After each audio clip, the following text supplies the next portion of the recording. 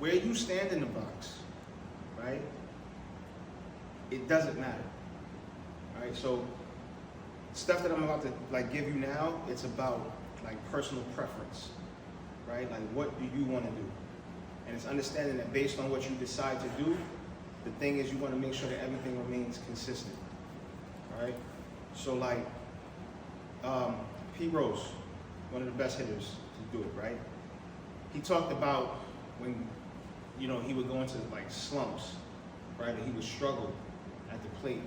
He would make certain adjustments, whether it be to move up in the box, get even in the box, hit the back of the box, move off the plate, get closer to the plate, be neutral, right? He talked about making those different adjustments. He also talked about, you know, choking up on the bat, getting off the knob so much, and choking up more. There's a bunch of things you can do to try to get yourself going. The main thing is when you get in the box, where you stand, it doesn't matter. What's important is that where you decide to stand, you stay there for the purpose of adjustment. So I approach making adjustments a little different, okay?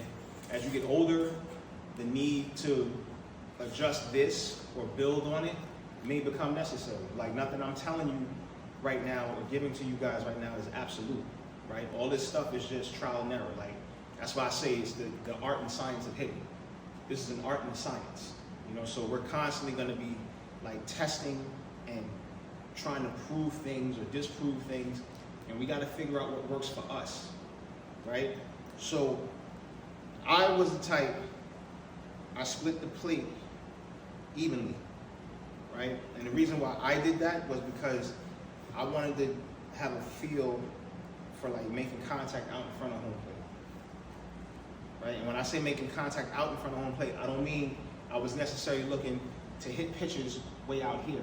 I would allow the pitch to travel, but I just wanted my point of contact to be somewhere around here. For me, that's where I wanted my point of contact to be, right? So now,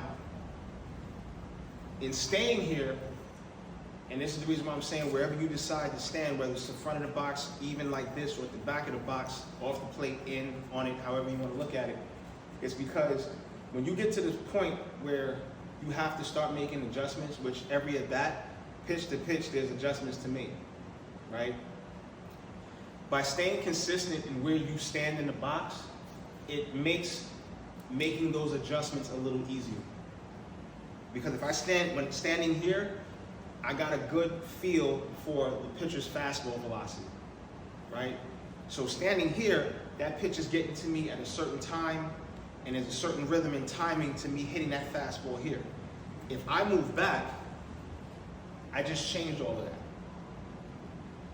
I gotta let the ball get a little deeper on purpose. It changes the timing and the rhythm that I'm trying to set up by hitting back here versus if I stay here and I get comfortable and I get used to fastball, curveballs, changeups, sliders from here.